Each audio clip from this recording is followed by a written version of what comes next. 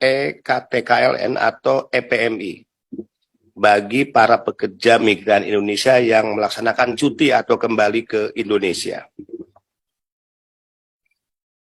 Kami senantiasa mendapatkan laporan, pengaduan yang dilakukan oleh para pekerja migran Indonesia yang melakukan cuti di mana saat mereka akan kembali ke negara penempatan selalu menghadapi kendala, yaitu pencegahan di imigrasi, di pintu keluar bandara, dengan permintaan bahwa mereka harus menunjukkan EKTKLN atau apa yang disebut dengan EPMI.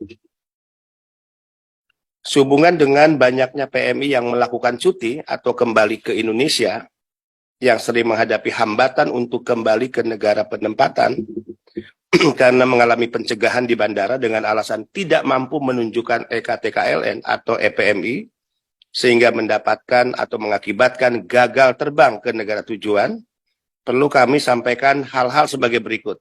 1.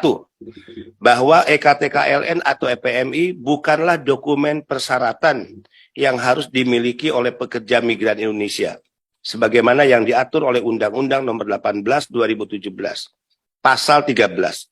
Namun hanya sebagai sistem BP2MI dalam hal pencatatan kepada setiap pekerja migran Indonesia.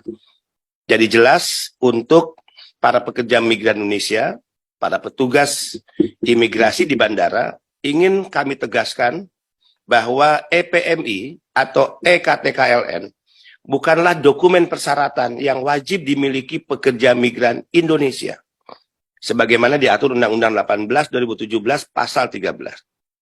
2. Bahwa persyaratan dokumen yang wajib dimiliki oleh pekerja migran Indonesia yang akan bekerja ke luar negeri sesuai dengan Undang-Undang Nomor 18 Tahun 2017 Pasal 13. Sekali lagi, jika ditanyakan dokumen apa saja, pasti teman-teman imigrasi juga sudah paham. Itu tertuang di Pasal 13 ya, Undang-Undang 18 2017. Kemudian, bahwa sebagaimana di poin 2 dan 3 tersebut di atas, menjadi tidak ada alasan terjadinya pencegahan yang dilakukan oleh pihak petugas imigrasi kepada setiap pekerja migran Indonesia yang melaksanakan cuti untuk kembali ke negara penempatan dengan alasan bahwa pekerja migran harus menunjukkan EKTKLN atau EPMI. Sepanjang pekerja migran Indonesia dapat menunjukkan paspor, perjanjian kerja, visa kerja, ya, dan juga apa yang diatur oleh Undang-Undang 18 2017. 4. Bahwa untuk hal sebagaimana poin ketiga tersebut di atas, BP2MI telah mengirimkan surat yang ditujukan ke Direktur Jenderal Imigrasi, Kementerian Hukum dan HAM Republik Indonesia dengan nomor B704/KA /03.04/7 tanggal 24 Juli 2023 perihal pelayanan penempatan pekerja migran Indonesia yang sedang melaksanakan cuti. Jadi teman-teman pers, ingin saya sampaikan, laporan pengaduan pekerja migran Indonesia ini sangat menyedihkan. Mereka cuti, kembali ke Indonesia, dan saat akan kembali ke luar negeri, mereka sering menghadapi kendala, hambatan, dicegat oleh pihak imigrasi, dan tidak boleh terbang, padahal tiket sudah di tangan. Dengan alasan, ya, yang bersangkutan atau PMI harus menunjukkan EKTKLN atau EPMI.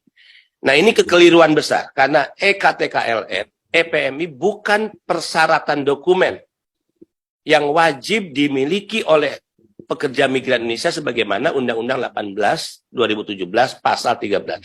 Jadi EPMI, EKTKLN ini hanya semacam sistem pencatatan ya menjadi sistemnya BP2MI. Bukan ya salah satu dari sekian dokumen yang wajib dimiliki oleh pekerja migran Indonesia. Jadi kalau nanti ada yang cuti akan berangkat, dia sudah tiba di bandara, cukup ya imigrasi melihat saja apakah perjanjian kerjanya masih berlaku, paspornya masih berlaku, visanya masih berlaku, perjanjian penempatannya masih berlaku.